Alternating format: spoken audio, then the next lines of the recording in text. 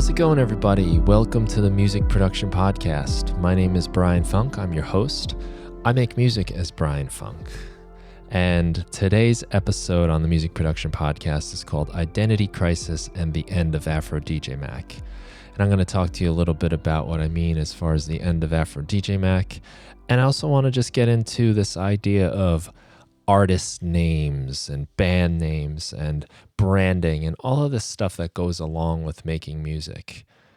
So the first thing maybe I should say is I'm not going anywhere. I'm not disappearing or retiring. Far from it. I'm just kind of making a change, and it's not really like I'm not rebranding. I think of it more as like unbranding. I'm letting go of any of this kind of nonsense about artist names and just being myself, Brian Funk, when I put stuff out. If you're a long-time listener of this podcast, you've probably heard me talk a little bit on the side about having the name AfroDJMac as my music name and how I really don't like it. It's kind of an annoying thing that I really have wanted to shake. It was kind of just a whim thing. I just thought it was a funny play on words with the word aphrodisiac. And when I first made my first Ableton Live pack and it got downloaded a lot, it was under the name AfroDJMac. And it was sort of like this disguise undercover thing that would sort of take the pressure off of me. I didn't have to be myself, and I can put stuff out and not feel anything personal to it. I really didn't know that anyone would care. And luckily they did. And I remember getting like 100 downloads like over the weekend or something. And I like freaked out because I've never had that much attention really for anything. So I got on the horse and decided I'd make it a regular thing and built the brand that way. Just kept working, kept putting out packs and tutorials and sharing my experiences. And very early on, I was kind of like, I don't really like this name AfroDJMac, but I don't want to lose this thing I built. And I'm talking like within a month or two, I'm feeling this. And looking back now, it's so funny because here I am 9 years or so later, 8 or 9 years now. And I'm still sticking with it because I thought I had something built, so I couldn't let it go. And that was just this little baby thing. And then it kept growing and growing. And every single month and day that passed, it became harder and harder to let go because I felt like I had a connection and I have people that knew what I was doing. And I didn't want to jeopardize that and lose that. And it's just a great example of how you should attack your problems immediately as soon as they come up instead of letting them fester, because they only grow and become bigger. And now here I am 8-9 years later, and I'm going to sever ties with this name. And there's so much more to lose potentially than there was when I first came up with it and when I first started reaching people and having people care about what I did. So there's a life lesson in there for us all, I guess. I've run into little problems with this name since the get-go, and one of the biggest ones is I'm not a DJ. That's not what I do. I play my own original music. I write my own music, and I'm doing tutorials and making sound designer of sorts. I'm not a DJ, and every time I'd say AfroDJMac, it says DJ in it, and then inevitably I'd have to tell, I'm not a DJ. It's, maybe what I do, I have some techniques that are DJ-like when I play, but that's not what I'm doing. On top of that, it was a name that wasn't as catchy as I'd hoped because so many people would call me DJ AfroMac or mix it up, and it was just kind of evidence to me that like it wasn't as clear as I thought it was. But the point is, it just wasn't ever anything I related to and gelled with. So now, after all this time, I've decided that I'm going to let it go. And this sort of came out of something I've talked about on the show before too, that I'm trying to streamline what I do and figure out what are the things that I'm doing with my music and all this work that I enjoy the most, that seems to be the most impactful to people, and that is fulfilling for me. And by really analyzing that, I've kind of come up with a few things. This is another thing I've been thinking about too, just before I go on, is that what are people thinking of me when they see my stuff? And I've decided that like I get a lot of emails for sound design, tutorials, and the podcast. And those are like the three things I'm doing. I also do music, and that kind of ties in with all three. So those are the focuses, and I've tried to sort of let go of some of the other things that I've been getting involved with. And by doing that, I felt a little more connected, and it seemed even stranger and weirder to continue having some kind of alias to my music. So from here on, I'm going to be Brian Funk. I'm going to unbrand myself and be myself. All of my links will still work, by the way. If you write in AfroDJMac.com, it will bring you to my site, brianfunk.com. And it's a very similar website, but thanks to this reflection on what I'm doing, I think it's a lot more streamlined. I think it's a lot easier to find the things that people want to find me for. For instance, like my Ableton Live packs, I think are organized much better. It's a lot easier to just come across them and browse them. Whereas in the past, you sort of just had to go through this chronological order of posts that were really unorganized. Now they're separated. So take a look at my site, brianfunk.com. And you might find some stuff that you hadn't seen before, even if you have been following for a little while. Now, I mentioned before, one of the reasons I used the name AfroDJMac was to sort of distance myself from the work and not be kind of responsible. And that's sort of the opposite of what I want to do now. I want to be more connected. This podcast has really showed me that, actually, because I'm talking about things, and it seems the more personal and reflective I get, I seem to get more response from people.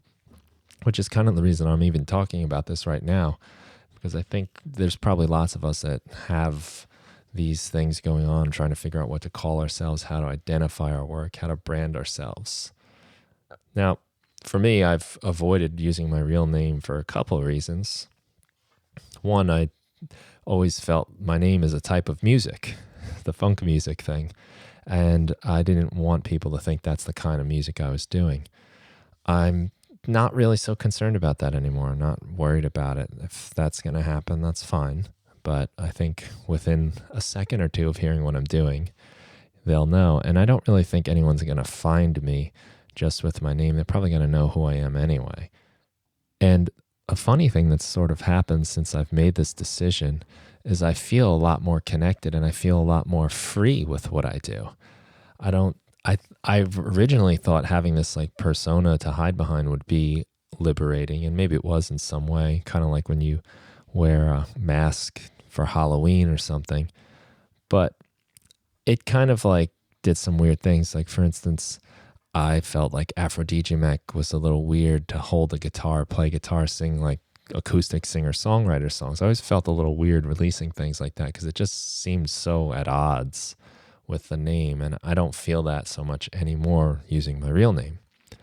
I feel more free to go wherever I want to go. So whereas AfroDJMac would have looked weird in my head holding an acoustic guitar, Brian Funk wants to take that guitar, he wants to plug it into his synthesizers and see what happens when he modulates that signal with an envelope generated by like a field recording of a bird singing or dogs barking or something. It's kind of liberating to know that I can take all of my interests and just present it as myself and not really worry about that sort of identity. That was a little surprise, and I've found like just making music to be like exciting on a different level. In a way, there are no expectations. There's nothing to live up to. It's just whatever I've personally decided to find interesting, and whatever I'm exploring right now is what I'll be doing. I like that a lot. When I had my conversation with Mark Cawley, who wrote the book Song Journey, and he's a very talented and prestigious songwriter from Nashville, he talked about this thing you have to do if you become an artist compared to if you are a songwriter. How the artist is sort of stuck with a personality or a style that they have to have when they release music. And I think it's a really great point, and he speaks about it well in the podcast and even more so in his book too. I think it's worth checking out. But that's part of the reason he decided to go down the songwriting route, is because he can be himself and he can do whatever he wants to do. and write for whatever artist he wants to write for. And he doesn't have to worry about having a certain image or expectation from the fans because he's a little more behind the curtains writing for other people. And I've kind of come to terms with the fact that I don't really even want to become some sort of famous artist playing out on tours and, living that kind of life. That's not really my aim with what I'm doing, which is fine. And, we all have our reasons for making music. I don't want that personally. So I'm not too worried about being a little scatterbrained with the type of music I make or the projects I work on, because they're all just a reflection of what I personally want to be doing. Now, that might not work for you if you want to be like a certain kind of artist. And if that's the case, that's, again, just another decision, and there's nothing good or bad about it. It's just what you want to do. I've decided that that's not important to me right now. When thinking about artist names and what to call yourself, I kind of feel like if I think about any artist name I've ever come up with anyway, or even any band name really long enough, that it always kind of starts to feel silly. Like there's this like title of our little group or something. And I think the band names I like are really just because I like the music. There are really not too many band names that I think are really stupid of bands that I like or artists that I like. Yet artists that I don't enjoy, some of their band names I might think are silly and dumb. Although I would say one band name I think is just super cool is Nirvana. I just think that's a great band name, no matter what, even if I like them or don't like them. I happen to love them, but I think that once you have the association, and once you stop thinking about it, it doesn't mean anything after a while, which is kind of another reason why I'm pulling away from this too. There's really nothing to think about when you, if you take my real name as my artist name or my work or whatever. We could think about like some bands, if you even take like the Beatles, for instance. It's a clever little play on words with the spelling. But if, you just think about it, like I think I would get tired of that name too myself. But you wouldn't get tired of John Lennon or George Harrison or Paul McCartney, Ringo Starr as your name if that's your name. It's just, it takes away that thought, I guess. And it takes away that like feeling that it means something just by what the name is. I think that once you get accustomed to it and hear the music, you kind of forget that it even means anything. And it's just another arbitrary sound, just like any word is an arbitrary sound that we use for representation of something in the physical world.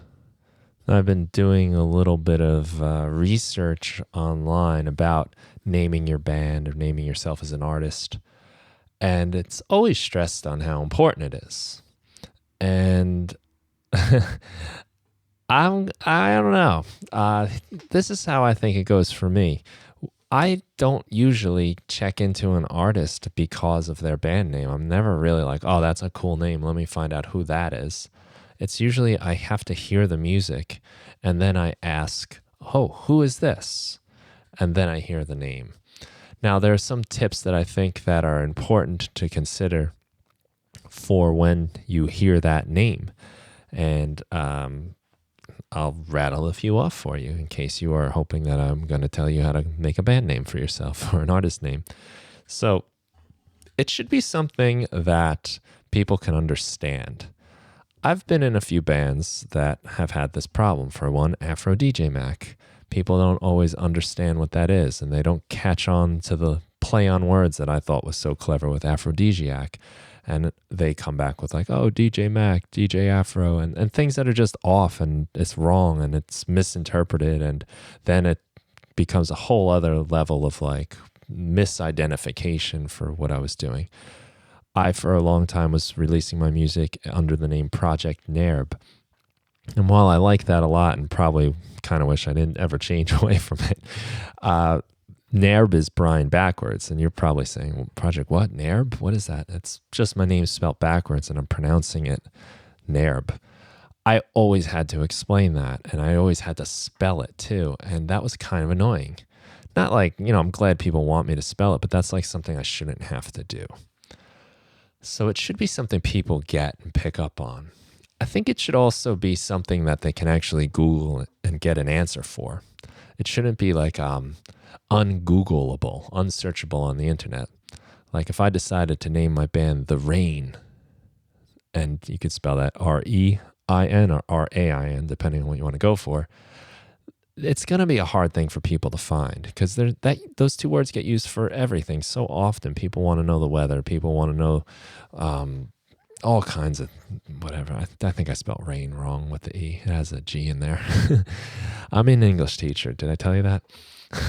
Anyway, it should be something people can find on Google. It shouldn't be too common that it's going to be everywhere, that there's going to be so many things that they find before they find you. There could be a possibility that, someone already has your name too, and they've already got a name for themselves. So you probably don't want to get involved with that too. So I would check online to see if your name has been used before. I think it should sort of indicate maybe like the kind of music you do or some sort of identity, and how you want to do that. I don't know. But there's a couple like weird cases. I think of like the band Death Cab for Cutie, for instance. They're an indie rock band, but they have death in it, and it sort of makes you think they're going to be like death metal. Now, clearly that hasn't really affected them too much in the long run. They're a huge band, but I think that's something worth considering too, that it doesn't mislead people too much. Other than that, I don't really know. I don't have any really great tips. I think it should be something people can remember when they hear it. They should be able to spell it easily, and it should sort of reflect what you're doing. Now, the nice thing about using your own name is I think it frees you up to do whatever you want. And that is sort of where I'm going to leave you guys today, by doing whatever I want. And this was a little piece of music. This music I'm going to play for you now as we kind of sign off. This piece of music I did right after I really like kind of committed myself to doing this switch. I've wanted to do it for so long, but as soon as I said, that's it, I'm doing it. I made this 14 and a half minute sort of ambient track using the Arturia key step. I put a sequence into that, and I ran that sequence into both the Behringer Model D and Behringer Neutron. And I'm running those through some echo effects in Ableton Live, and the Neutron also has its own delay effect. And I'm doing a lot of manipulation of those echoes to get different layers and different sound textures, and I'm feeding them back into each other. And by messing with the timing of the echoes, it creates like an alternate pattern that kind of does interesting rhythmic things over it. And it wound up being 14 minutes. And for whatever reason, I'm okay with that. I'm really enjoying it. I've been listening to this piece of music myself, and just whether I'm going to sleep or driving, I feel like it's really good for sustained concentration. I personally have a lot of trouble focusing when I have music on. I wind up listening to the music too much, but certain kinds of music, certain kinds of techno and trance music are good for this. And this is a little bit of like an ambient sort of trance hypnotic thing, I guess I'm going to play for you. I find it's really good for doing work that requires focus. But if there are lyrics in something, like, I get lost in paying attention to that. So this is a piece of music that I made in an exploration fashion, and I'm really pleased with. And I think it's fine for me to put something like this out. And this probably would have worked under AfroDJMac too, to be honest. But I feel okay releasing a singer-songwriter acoustic guitar song right after this under my own name, whereas it feels a little weird when I have this AfroDJMac identity, when I have this brand. Now, by unbranding, I don't feel shackled by any sort of expectation. And if I didn't say this already, I think it's really important to stress that all of these limitations and all of this stuff I'm discussing is really only happening in my own head. I'm not egotistical or narcissistic enough to think that anyone actually cares that much about what I call myself in my music. But I'm sharing this for one reason, to get it off my chest and just make a little announcement that I'm not going to use that name anymore. I'm going to go with my own name so that when people see my site, it's not too much of a shock. And maybe a lot of the people that go to my site anyway aren't even going to listen to this, so it doesn't matter. But the other reason I'm sharing this is that maybe you yourself are struggling with some sort of identity crisis with your music. This is something that's been kind of recurring in my life. What do we call it? What do we release it as? And it's always been this like kind of difficult, annoying thing that I'm kind of excited to not have to deal with anymore. But I do understand that all of these limitations I'm talking about, all of these expectations that I felt like having an artist name imposed on me are entirely self-imposed. This is only happening in my head. And especially as someone with as much obscurity as I have, no one cares. No one's worried about it. And I think if anyone is, if you are well known or you, whatever it is, I think people adjust to it really quickly too. I don't think it's going to be that big a deal. So I am very excited about it. And I'm curious what you all think about this. Maybe leave me a comment or send me a message or something. And let me know what you think about this whole topic. I think it's kind of interesting. It's one of these things I kind of wonder about, like if artists never, like when did it start that we had to have a band name or we had to have a name attached with our music? I think in my perfect world, which has many contradictions in it and is not possible in the real world, in my perfect world, the music is just, the song is called something and that's it. And maybe it's more like a book almost, where it's just an author.